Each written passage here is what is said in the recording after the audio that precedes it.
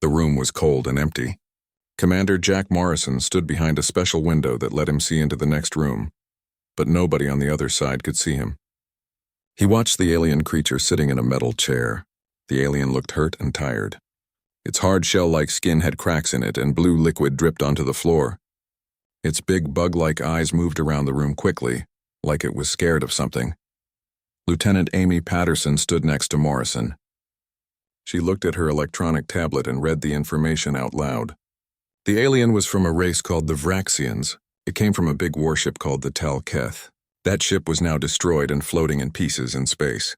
This alien was the only one who survived from that ship. Morrison thought about the recent battle at Kepler Station. It had been a hard fight. The humans only had 3 ships. The Vraxians had 12 ships. Everyone thought the humans would lose quickly, maybe in just 10 minutes. But that did not happen. After 2 days of fighting, 11 Vraxian ships were destroyed. All 3 human ships were still there, damaged but still working. They made it back to the space station safely. Morrison asked if the alien had said anything yet. Patterson shook her head and said the alien had only made scared noises and sounds, but the human doctor named Helen Brooks thought the alien was ready to talk now. Morrison nodded and walked through the door into the room where the alien sat. When the door opened, the alien's head lifted up fast. Fear showed clearly on its face. It pushed itself back against the chair. The mouth parts on its face clicked together rapidly. The computer system that translated alien languages said this meant the creature was breathing hard because it was scared. Morrison pulled a chair over and sat down across from the alien. He tried to look calm and not threatening. He told the alien his name and explained that it was now on a human ship called the Valiant. He said they were helping fix its injuries. Then he asked if the alien could understand his words. A metal collar around the alien's neck started to glow with light. Then a thin, high-pitched voice came from it. The voice said yes. The alien could understand Morrison's words, but the voice sounded full of fear and panic. Morrison asked for the alien's name. There was a long silence. Then the alien said its name was Creven. It was a scout, which meant its job was to look for things and report back. It was ranked as 3rd class in the Vraxian military. Morrison leaned forward a little bit. He said he needed to understand what happened during the battle. The Vraxian fleet had more ships than the humans. Their weapons were supposed to be stronger. Human intelligence reports said that Vraxian shields could take 3 times more damage than human weapons could give. Morrison asked what went wrong for the Vraxians. The alien's big eyes got even wider. Its mouth parts clicked faster and faster. The translator computer worked hard to keep up with all the words pouring out of the alien's mouth. Craven asked what went wrong. It said everything went wrong. Everything failed because the Vraxians did not understand humans. They did not know what humans really were. Morrison looked through the special window at Patterson. Then he looked back at Craven and asked what the alien meant by that. Craven started to explain. Before the battle, the Vraxian commanders received information about humans. The report said humans were weak creatures. Their bodies were soft, not protected by hard shells like Vraxian bodies. Humans did not live very long compared to other species. The report said humans got scared easily and would panic in dangerous situations. When the Vraxian commanders saw 3 human ships coming toward their fleet of 12 ships, they laughed. They thought it was an insult. They thought it was a joke that the humans would even try to fight. Morrison stayed quiet. He could see the alien was getting more upset as it remembered what happened. Craven's whole body started to shake. The alien said that everything changed when the fighting started. Craven described how the human ships fired their first weapons. Those first shots completely destroyed the shields on a Vraxian ship called the Keltar. The Vraxian fleet commander said this was impossible. He thought it must be a mistake or a broken machine. But then the human ships fired again and again. The weapons never stopped firing. The Vraxian computers said the human weapons were firing faster than should be possible. The weapons should have gotten too hot and melted, but they kept working perfectly. Morrison said carefully that the humans had made their cooling systems better. This let the weapons fire faster without breaking, but Craven shook its head hard. The mouthpart snapped shut with a loud clicking sound. The alien said Morrison did not understand the real problem. It was not just about the speed of the weapons. It was about how accurate the shots were. Every single shot from the human ships hit exactly where it was aimed. The Vraxian ships tried to dodge and move around. They released special materials to confuse the targeting systems. But nothing worked. The human weapons kept hitting their targets perfectly. The alien explained that Vraxian sensors showed that real living beings were controlling the human weapons, not computer systems. But no living creature should be able to track moving targets that fast. No organic brain should be able to calculate and aim that quickly. It seemed impossible. Patterson's voice came through a small speaker in Morrison's ear. She said that during the battle, the main weapons on the human ships were controlled by real human gunners. A man named Danny Rogers led the team that aimed and fired the big guns. Morrison made a mental note of this information. He asked the alien what happened next in the battle. Craven said the Vraxian fleet commander ordered all ships to attack at once. Every ship moved forward as fast as possible. The plan was to use overwhelming force and destroy the human ships quickly. The alien's voice got quieter, almost like a whisper. Craven said that moment was when the Vraxians learned a second truth about humans. Morrison asked what that truth was. Craven looked directly at Morrison with its strange eyes. The alien said that humans do not break. No matter what happens to them, they do not break. The words hung in the air between them. Morrison felt a strange chill go down his back. He waited for the alien to continue explaining. Craven described how the Vraxian ship scored direct hits on the main human ship. The Vraxians could see holes blown in the hull of the ship. They watched as rooms and corridors were exposed to empty space.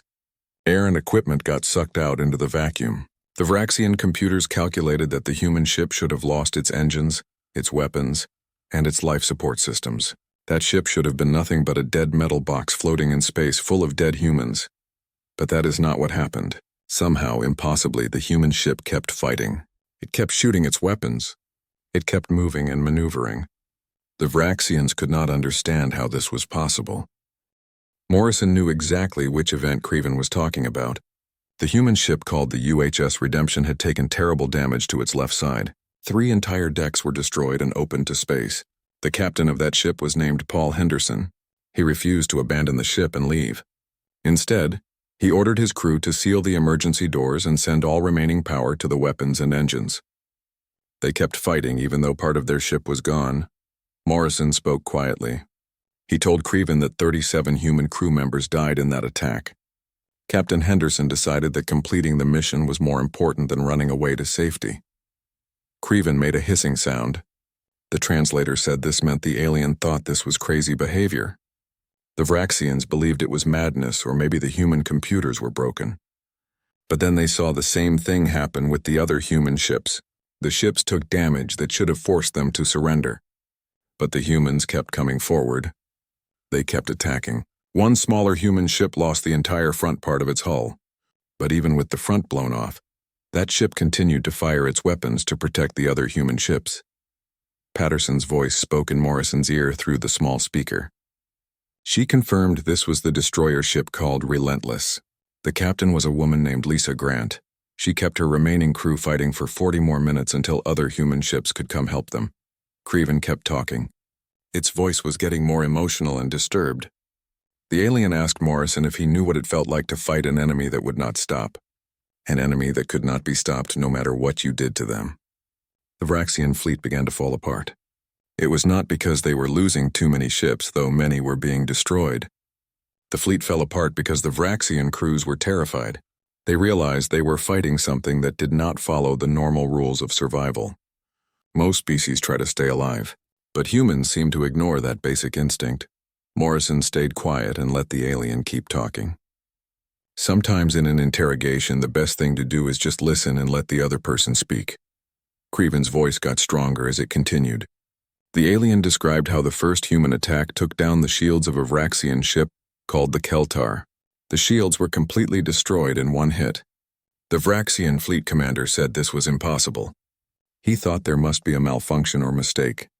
But then the human ships fired again and again. The weapons never stopped. The human ships were firing faster than the Vraxian tactical computers said was physically possible. The weapons were cycling and recharging at speeds that should have caused them to overheat and melt. Morrison said carefully that the humans had made improvements to their weapon cooling systems. This was technically true, but it was not the whole answer. Craven's mouth part snapped shut hard with a sharp clicking sound. The alien said Morrison did not understand the real issue. It was not just about how fast the weapons fired. It was about the accuracy. Every single shot hit its target perfectly. Even when the Vraxian ships were moving and dodging, even when they released special materials to confuse sensors and targeting systems, the human weapons still found their marks. The Vraxian sensors showed that organic living beings were controlling the human weapons, not artificial intelligence computers, but no organic being should be able to track and hit targets moving at those speeds. Patterson spoke again through the earpiece. She confirmed that during that battle, the targeting and firing solutions were handled by human gunners. The chief petty officer was a man named Danny Rogers. He led his team on the main gun batteries and they did all the aiming and shooting manually. Morrison filed this information away in his mind. He asked what happened next. Craven said the fleet commander ordered a full assault. Every ship was told to move forward at maximum speed. The plan was to use overwhelming force and crush the humans quickly. The alien's voice dropped to almost a whisper. Craven said that was the moment when the Vraxians learned the second truth about humans. Morrison asked what that truth was. Craven said simply that humans do not break. Those words hung in the air. Morrison felt a strange chill despite the warm temperature in the room. The alien continued describing the battle. The Vraxian ship Talketh scored direct hits on the human flagship. The Vraxians saw holes torn in the hull. They watched compartments and rooms get exposed to the vacuum of space. They saw atmosphere venting out. According to Vraxian calculations, the human ship should have lost propulsion systems, weapons, and life support. That ship should have been nothing more than a floating coffin full of dead humans. But the human ship kept fighting. Somehow, impossibly, it kept shooting and maneuvering. Craven's eyes stared at Morrison with an intensity that seemed almost accusing. The alien said the humans kept fighting when they should have been dead. Morrison said quietly that 37 crew members did die in that attack. Captain Henderson decided the mission was more important than retreating to safety. Craven hissed. The translator identified this as a sound of disbelief. The alien said this was madness. That was what the Vraxians thought at first. They thought it was insanity or maybe broken computers making decisions. But then the same thing happened with the other human ships. Ships that took damage, forcing any logical species to surrender. But the humans just kept coming. The smaller escort vessel lost its entire bow section, the whole front part of the ship. Yet it still continued firing weapons to give cover to the other human ships. Patterson confirmed this through the earpiece. The destroyer Relentless, commanded by Captain Lisa Grant. She kept her remaining crew in the fight for 40 minutes before support could arrive. Craven's voice grew more agitated as it continued speaking. The alien asked if Morrison understood what it meant to fight an enemy that would not stop, an enemy that could not be stopped. The Vraxian fleet began to break down. Not because of the number of casualties, though those were growing. The fleet broke down because the crews were terrified. They realized they were fighting something that did not follow normal survival rules. Morrison leaned back in his chair. He was starting to understand something important. The Vraxians were not defeated by better technology or more ships. They were defeated by human stubbornness, by the human refusal to give up even when logic said giving up was the only smart choice. Morrison changed the subject slightly. He told Craven to explain what happened when the Vraxians tried to board one of the human ships. When he said this, Craven's entire body went stiff and rigid. If the alien had human biology, Morrison thought it would probably be breathing very fast and hard right now. Craven said that boarding action was the worst part, the absolute worst part of the entire battle. Morrison told the alien to take its time and explain when ready. Craven began slowly. The Talketh managed to grab onto one of the human ships with grappling equipment. It was the escort ship that had lost its bow section. Standard military procedure in this situation was simple. Board the damaged enemy vessel, capture or kill the crew inside, then use that captured ship as leverage to force the other enemy ships to stand down and surrender. Craven explained that the boarding teams sent to capture the human ship were the best warriors in the Vraxian fleet. They were heavily armed with the most powerful weapons. They were well-trained and had lots of experience in ship-to-ship combat. The sensors showed there were about 80 Vraxian warriors going up against maybe 30 humans. Many of those humans were wounded and hurt from the earlier fighting. Morrison waited silently for the alien to continue. Craven said those elite Vraxian warriors lasted exactly 4 minutes. 4 minutes and they were all dead or running away. Morrison was shocked. He asked the alien to repeat that. Craven's voice sounded hollow and haunted now. The alien repeated that 4 minutes was how long the elite Vraxian boarding party survived. The reports that came back before all communications were cut off made no sense to the Vraxian commanders. The humans were fighting with improvised weapons. They were using tools and equipment not meant for combat. When they ran out of bullets and ammunition, they fought with their bare hands. The humans set traps using their own damaged ship systems. They turned the leaking atmosphere into a weapon. They used every single part of their dying ship to their advantage. Patterson spoke through Morrison's earpiece. She confirmed this engagement happened. The Relentless repelled 2 boarding attempts before the Vraxians gave up trying. Captain Grant's official report mentioned that her engineering crew did most of the fighting. They were led by a chief engineer named Bobby Martinez. He and his team created several defensive measures using the damaged ship systems. Creven kept talking. The alien said it was not just the tactics that scared the Vraxians. It was the pure aggression and ferocity, the absolute refusal to give up any ground. One of the humans appeared on security video footage. She was a female with red-colored hair. She had been shot twice already. Her left arm was hanging useless and broken, but she still charged at a group of Vraxian warriors. Her only weapon was a piece of broken metal pipe.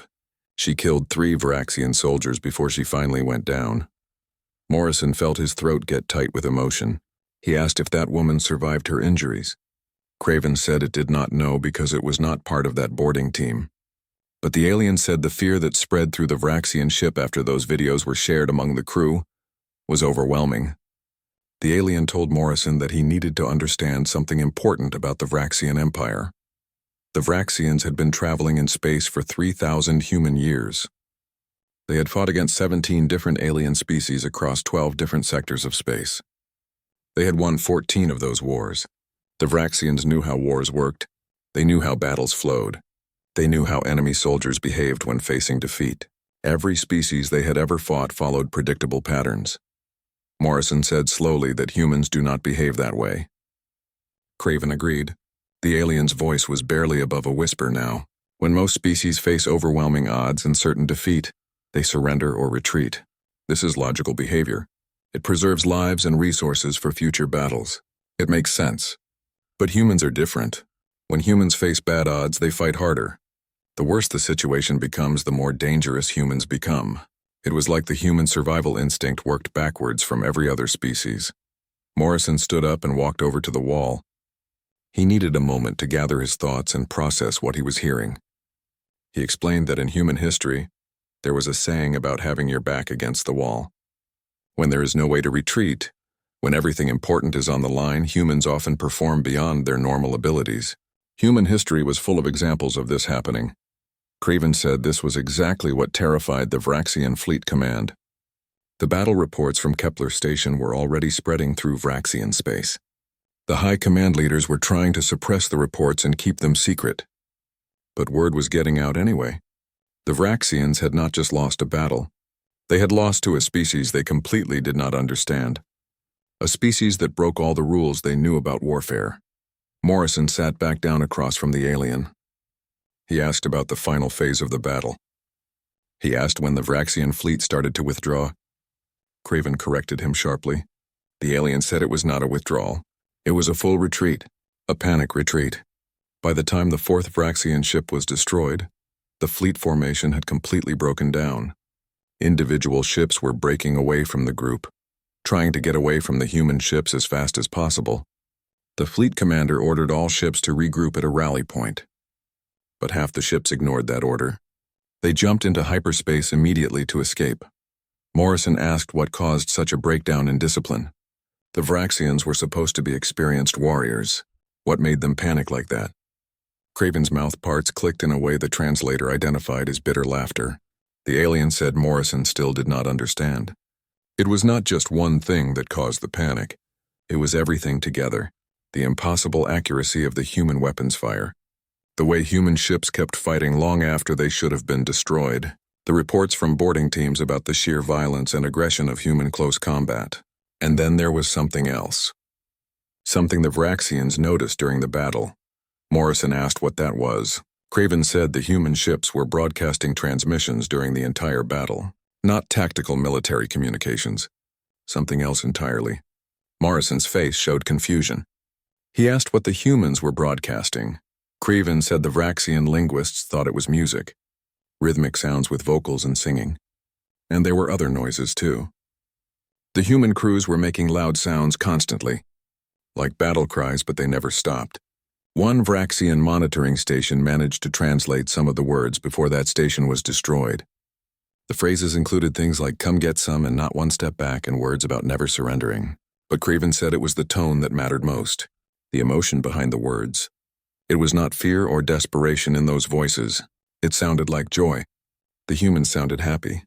Morrison closed his eyes briefly. He remembered that battle very clearly. The crew of the Valiant had been playing music through the ship's communication systems. Old military marching songs mixed with modern battle songs. This was a tradition that went back centuries in human naval warfare. It was a way to keep morale high and keep adrenaline pumping through everyone's bodies. Morrison said that the Vraxians thought humans were enjoying the battle. Craven challenged him and asked if that was not true. Were the humans not enjoying it? The alien said that Vraxian psychological analysts had been reviewing all available video footage of human fighters. They studied the facial expressions, the body language, and the sounds humans made. Everything pointed to a species that did not just tolerate combat stress. Humans actually thrived in combat situations. Humans did not just fight to survive. Some part of humans seemed to want to fight. Morrison thought carefully about how to respond to what Craven was saying. It was true that human evolution had been shaped by countless wars and conflicts throughout history. Human psychology had adapted to warfare in ways that might seem very strange to other alien species. But how could he explain this to a being whose species apparently fought with pure logic and cold calculation? How could he make Craven understand? Morrison said slowly that humans were complicated creatures. Humans hated war. They wrote songs and poems about peace. They built monuments and memorials to remember those who died in conflicts. They taught their children that violence should always be a last resort. But when war came anyway, when humans had no choice but to fight, they committed to it fully. Humans did not do anything halfway. Once committed, they gave everything they had. Craven replied that this was exactly what made humans so terrifying to other species. A species that understood the true horror and cost of war, but still waged war with such incredible intensity when necessary. The alien asked Morrison if he knew what the Vraxian fleet survivors were calling humans now. What label was spreading through Vraxian space as news of the battle traveled? Morrison asked what that label was. Craven said the word was relentless. Humans were being called the species that did not know when to quit, the species that would never stop. There were already groups and factions in the Vraxian High Council, calling for a complete withdrawal from this entire sector of space. They were arguing that any conflict with humanity was unwinnable, not because of human technology or numbers, but because of human nature itself. Morrison absorbed this information carefully. He understood now why Earth Command had been so interested in interrogating this particular survivor. This was not just tactical military intelligence about weapons and ship capabilities. This was strategic insight into how humanity was being perceived by a major galactic power. This information could shape future diplomatic relations across the entire region of space. Morrison asked what Craven personally thought would happen now. What did the alien think would occur between the Vraxian Empire and humanity going forward? Craven was quiet for a long time. Its compound eyes reflected the harsh overhead lights. Finally, the alien spoke. It said honestly that it did not know for certain. After all, Craven was just a scout, not a diplomat or fleet commander. But the alien could share what it personally thought, what it hoped would happen. Morrison told Craven to continue and share those thoughts. The alien said it believed the war would end, not because either side was truly defeated militarily, but because the Vraxian leadership would realize something important. Fighting humanity to complete exhaustion would be a losing strategy even if the Vraxians technically won in the end. Humans would make the Vraxians pay dearly for every meter of space, for every colony, for every ship. And even if the Vraxians could win that kind of long, grinding war, what would be left afterward? A Vraxian empire that was bled white and exhausted. An empire still facing other enemies and other threats in the galaxy. And meanwhile, the humans would do what humans always do. Morrison asked what that was. What would humans do? Craven said humans would rebuild. Humans would come back even stronger than before. Because that was what humans did. Human history showed this pattern clearly. Humans had fought wars that devastated their entire planet. Conflicts that killed millions of their own species. And yet humans always recovered. Humans always came back. Morrison stood up, signaling that the interview was coming to an end. He said that for what it was worth, humanity did not want endless war either. Humans wanted to explore the galaxy, to learn new things, to grow and develop. But humans would always defend themselves when necessary. That was not negotiable. Creven said it believed Morrison was telling the truth. And the alien said that might be the most frightening thing of all. A species powerful enough to wage war with such intensity and ferocity, yet also wise enough to choose peace when it was possible. The Vraxian Empire had conquered many worlds through pure strength and military might. But humans might win in the long run through sheer unpredictability. No one could ever be completely sure what humans would do next. As Morrison left the interrogation room, Patterson fell into step beside him in the hallway. She asked if she should forward the transcript of this conversation to Earth Command. Morrison said yes, do it immediately. Mark it as priority 1, the highest level of importance. He paused and looked back through the one-way window at the alien sitting slumped in the chair. He told Patterson to make sure Earth Command understood what was really learned here today. Patterson asked what that was exactly. What was the most important lesson? Morrison smiled, but it was a grim smile without much humor. He said they won the Battle of Kepler Station before the first shot was ever fired. They won because the Vraxians saw humans as just another species to be defeated with conventional military tactics. The Vraxians did not understand that humans brought something different to warfare, something primal and ancient and completely illogical by normal standards. Patterson asked what that something was. Morrison said it was the absolute refusal to accept defeat. The refusal to accept that you were beaten. Every human who had ever lived carried that trait somewhere in their genetic code. It had gotten humanity through ice ages and deadly plagues and devastating world wars. It had taken humans from living in caves to flying through space in starships, and now the galaxy was learning what that really meant. 3 weeks after that interrogation, something remarkable happened. The Vraxian High Council transmitted a formal request to open peace negotiations with humanity. The terms they offered were generous, almost unprecedented in Vraxian diplomatic history. The Empire would officially recognize all human territorial claims. They would establish fair trade agreements. They would withdraw all military forces from the disputed sectors of space. It was far more than anyone had expected. When the human negotiating team asked why the Vraxian Empire was offering such favorable terms after only one major battle, the Vraxian ambassador gave a response that was both simple and chilling. The ambassador explained that Vraxian analysts had studied human history carefully. They studied human culture and human psychology. They ran computer projections and simulations for what a prolonged conflict with humanity would look like. In every scenario where the Vraxians achieved military victory, the cost was absolutely catastrophic. The Empire would be badly damaged, and in several scenarios the humans still found ways to win in the end, despite losing most battles. The Vraxian ambassador paused and let that sink in. Then the ambassador said it was better to have humans as trading partners than to discover what would happen when humanity truly unleashed its full capacity for warfare. The Vraxians had seen enough already. They did not need to see more. Craven was eventually sent back to Vraxian space as part of the peace negotiations. The humans released the alien prisoner as a gesture of goodwill to show they were serious about peace. Before the alien departed on a shuttle, Craven had one final conversation with Commander Morrison. They met in a small room near the docking bay where the shuttle was waiting. Craven admitted something personal to Morrison.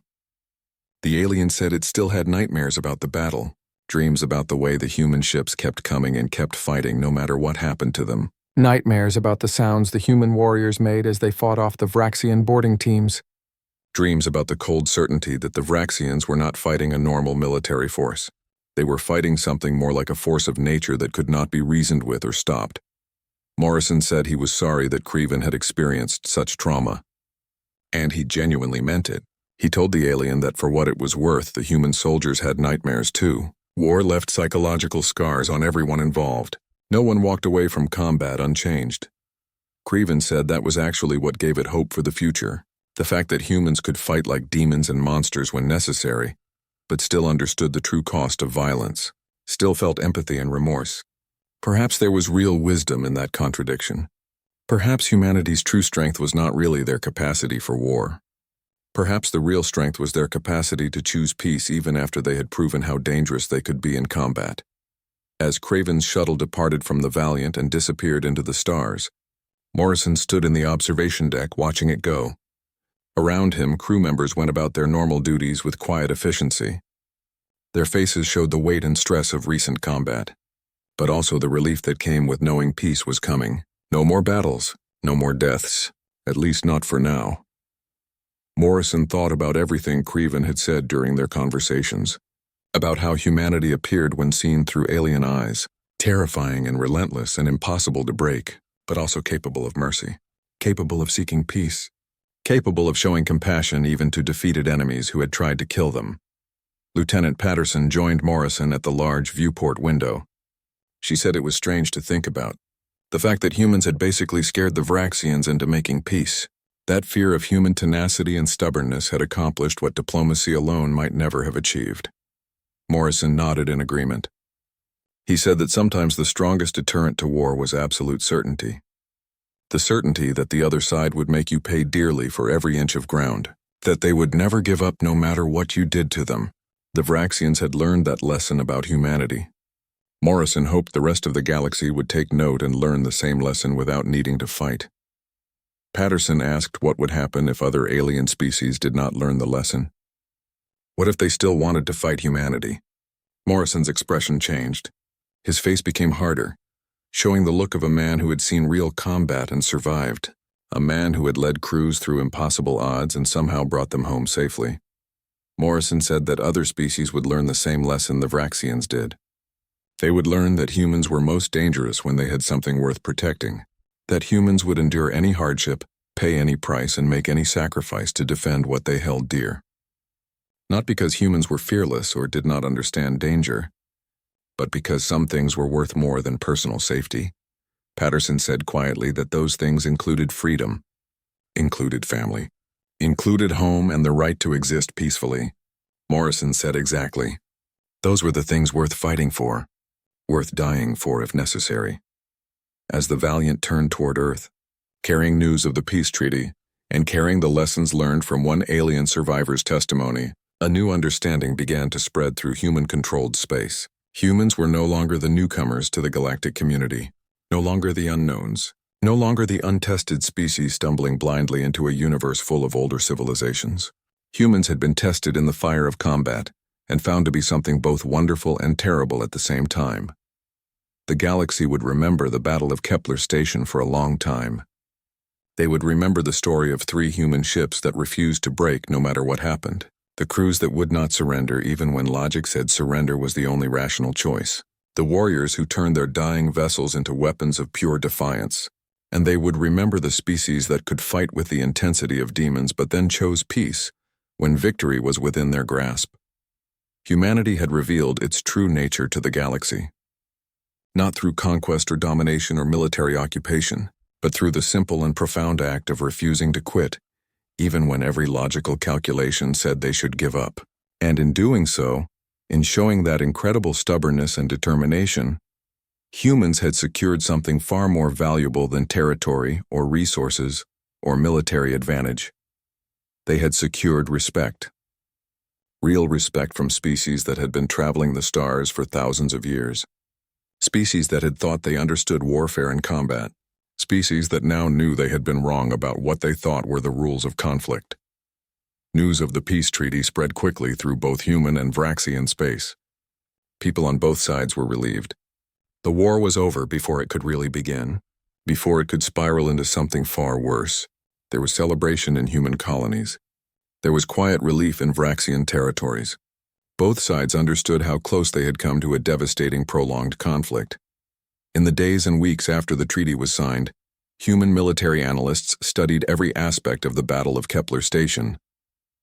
They wanted to understand exactly what had happened, why the Vraxians had retreated, why they had sued for peace so quickly.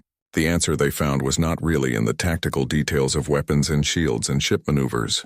The answer was in psychology and perception and the power of reputation. The Vraxians had entered the battle believing they understood their enemy. They thought humans were just another species to be defeated with overwhelming force and standard tactics. But they learned very quickly that humans were different, that human unpredictability and stubbornness and refusal to accept defeat made them uniquely dangerous opponents. One human analyst wrote in her report that humanity's greatest weapon was not their technology. It was their reputation. Once other species understood that humans would never surrender, would never back down, would fight to the last breath for what they believed in, those other species had to completely recalculate the cost of going to war. And when they did that calculation honestly, they realized the cost was too high. On Earth, ordinary citizens read news reports about the battle and the peace treaty. Most people were simply glad the conflict was over. Glad their sons and daughters serving in the military would not have to fight anymore, would not have to die in space battles far from home. But some people understood the deeper implications. Humanity had announced itself to the galaxy not as conquerors but as survivors, as a species that would defend itself with everything it had. The crew of the Valiant received commendations and medals for their actions during the battle. Captain Morrison was promoted and given command of a larger vessel. Lieutenant Patterson became a full commander. Chief Petty Officer Danny Rogers, who had led the gun crews with such devastating accuracy, became a trainer for other human gunners across the fleet. And somewhere in Vraxian space, Craven returned to its duties as a scout, but the alien was changed by its experience. It had seen something that would stay with it forever. It had witnessed human determination and ferocity up close, and it had also witnessed human mercy when they chose to spare its life and send it home. The peace between humans and Vraxians held. Trade routes opened. Cultural exchanges began slowly. Neither side forgot the battle, but both sides chose to learn from it rather than let it define their entire relationship. It became a foundation for mutual respect, a reminder that war was costly for everyone involved, and that peace, even an uneasy peace, was always better than the alternative. The story of the Battle of Kepler Station became legend in both civilizations. Human children learned about it in schools. Vraxian youth studied it as a cautionary tale, and throughout the galaxy, other species heard the story and took note. They learned that humanity was a species to be respected, to be dealt with fairly, to be understood before making any aggressive moves. In the end, one battle had changed everything. Not because of the military tactics employed or the technology used, but because of what that battle revealed about human nature, about the human will to survive and to protect what mattered, about the human capacity for both terrible violence and remarkable compassion. The galaxy had learned who humans really were, and humans had learned something about themselves too. They had learned that their greatest strength was not in their weapons or their ships. It was in their refusal to ever give up hope.